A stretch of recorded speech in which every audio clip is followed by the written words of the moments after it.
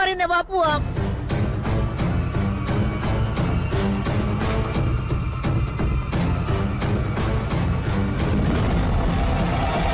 എന്താടാ?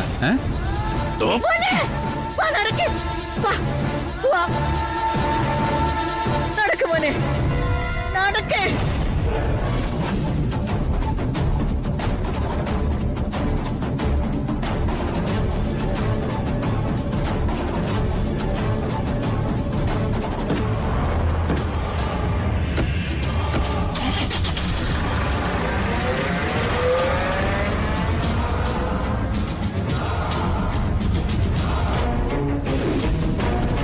അതെ, നിന്നെ കെട്ടാൻ ഏതവൻ വന്നാലും ഇതായിരിക്കും അവരുടെയൊക്കെ അനുഭവം.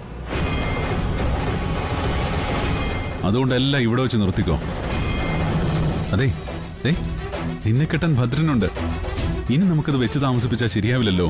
ഉടനെ നമ്മുടെ കല്യാണം നടത്താം. അത് നടന്നിരിക്കുകയും ചെയ്യും.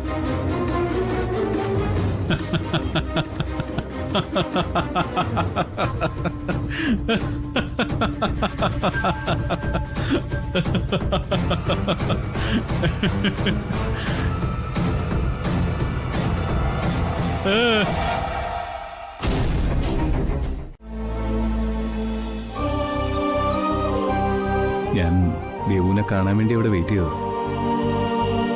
ഒരു റൗഡി വന്ന് ഭീഷണിപ്പെടുത്തിയോണ്ട് ഞാൻ പേടിക്കൊന്നുമില്ല. അമ്മയൊന്ന് പേടിച്ചു, ആ പേടി ഞാൻ കാര്യമാക്കുന്നില്ല. അല്ല, എന്താ വന്നവന്റെ പേര്? ഭദ്രൻ. ആ, ഭദ്രൻ എന്നല്ല, അവനെക്കാളും വലിയ കൊല കൊമ്പം വന്നാലും എന്റെ തീരുമാനത്തിന് മാറ്റമൊന്നും ഉണ്ടാവില്ല. ഞാൻ തീരുമാനിച്ച തന്നെ. ഇന്നലെ നടക്കാൻ പാടില്ലാത്തെല്ലാം ആ ഭദ്രനായിട്ട് വീട്ടിലുണ്ടാക്കിപ്പോയി. അതിൽ ആനന്ദനും അമ്മയ്ക്കും ഉണ്ടായ വിഷമത്തിന് ഞാൻ മാപ്പ് ചോദിക്കാം. ആ വൃത്തികെട്ടവനെ പേടിച്ചിട്ടാണോ ദേവിക കല്യാണത്തിൽ നിന്ന് പിന്മാറാനുള്ള തീരുമാനമെടുത്തത്? അത് അവനെ ദേവിക ഭയപ്പെടുകയൊന്നും വേണ്ട. അവനെ നമുക്ക് പിടിച്ച് പോലീസിൽ ഏൽപ്പിക്കാം. അതിനിപ്പം ഞാൻ വിചാരിച്ചാലും മതി. അതുകൊണ്ട് അവന്റെ വിഷയം മറന്നേക്ക്. അത് മാത്രല്ല, വേറെയും പല പ്രശ്നങ്ങളുണ്ട്. നമ്മൾ തമ്മിലുള്ള വിവാഹം നടന്ന എനിക്ക് മറ്റു പലരെയും വിഷമിപ്പിക്കേണ്ടി വരും. അതിനെനിക്ക് താല്പര്യമില്ല. അതിനുവേണ്ടി ഞാൻ മുതിരുകയില്ല. അതുകൊണ്ട് ആ വിവാഹത്തിൽ നിന്ന് പിന്മാറാനുള്ള തീരുമാനം ഞാൻ എടുത്തത്. ആനന്ദൻ എത്ര പറഞ്ഞാലും എനിക്ക് ആ തീരുമാനം മാറ്റാൻ പ്രയാസമാണ്. ദേവിയോട് ഞാൻ എപ്പോഴും പറയുക, വെയിറ്റ് ചെയ്യാൻ ഞാൻ തയ്യാറാ.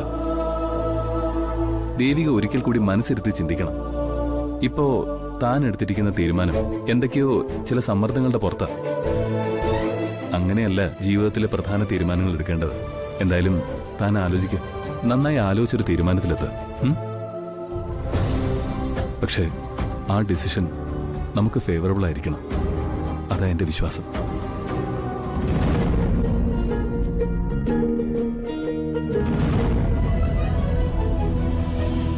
മാലക,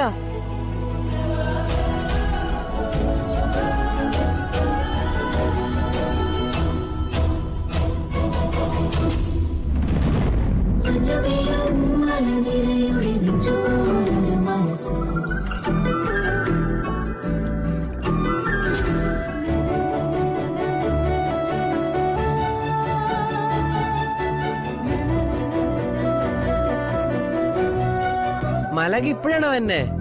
ഞാൻ എത്ര നേരമായിട്ട് കാത്തിരിക്കാന്നറിയോ? മലക എന്താ വൈകി പോയേ? ഓ, ഫ്രണ്ടായിട്ട് വർത്താനം പറഞ്ഞിരിക്കായിരുന്നോ? അതെ. എന്നിട്ട് പറഞ്ഞു തീർന്നോ? തീർന്നു. എന്നാ വാ, നമുക്ക് പാർക്കിൽ പോയിട്ട് ഹൈഡ് ആൻഡ് സീക്ക് കളിക്കാം. ആനന്ദൻ പോയിക്കോളൂ. ഞാൻ പോവാം.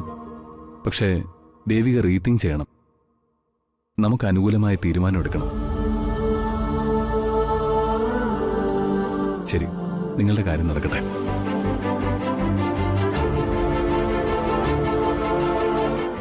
അയ്യോ, എനിക്കിപ്പോ അതിന് സമയമില്ല കുട്ടാ.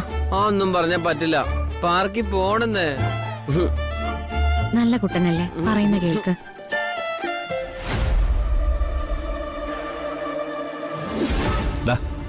നിന്നോടൊരു കാര്യം പറഞ്ഞാൽ നീ അത് കൃത്യമായി എനിക്ക് ചെയ്തു തരണം. സാറ് കാര്യം പറയും. അതെ, നീ ഇനി സിദ്ധുവിന്റെ മാലാകെ കാണുമ്പോ അവളുടെ പേരും ഫോൺ നമ്പരും ചോദിച്ചു വാങ്ങണം. അല്ലെങ്കിൽ അവളെ പറ്റിയുള്ള സകല ഡീറ്റെയിൽസും അറിയണം. ഞാൻ ശ്രമിക്കാം സാർ. ശ്രമിച്ചാ പോരാ, ചോദിച്ച് ഫോൺ നമ്പർ വാങ്ങിച്ചെടുക്കണം. കിട്ടിയേ പറ്റൂ. ഞാൻ നോക്കാം സാർ. ആ പിന്നെ ഞാൻ പറഞ്ഞിട്ടാണ് നീ ഇതൊക്കെ ചെയ്യുന്നതെന്ന് ഒരാളും അറിയരുത്. മനസ്സിലായി. പോവാം. മാഡം, ഞാൻ മാഡത്തെ കാണാൻ കുറെ നാളായിട്ട് ശ്രമിക്കാം. എന്താ കാര്യം? നമ്മൾ ഇത്ര നാളായിട്ട് തമ്മി കാണുന്നുണ്ടെങ്കിലും എനിക്ക് മാഡത്തിന്റെ പേരോ ഫോൺ നമ്പറോ ഒന്നും അറിയില്ലല്ലോ. എനിക്ക് അത് വേണമായിരുന്നു. അതെന്തിനാ? അതും കുട്ട മാഡത്തെ കാണണമെന്ന് പറഞ്ഞ് വാശി പിടിച്ചാ മാഡത്തെ ഒന്ന് വിളിച്ചു പറയോ, മാഡത്തിന്റെ നമ്പറിലേക്ക് വിളിച്ച് കുട്ടനെ കൊണ്ടൊന്ന് സംസാരിപ്പിക്കാൻ ചെയ്യാലോ. ശരി, ഞാൻ നമ്പർ പറഞ്ഞുതരാം, സേവ് ചെയ്തോളൂ. ആ ഒരു സെക്കൻഡ് മാഡം. ആ പറഞ്ഞോളൂ മാഡം.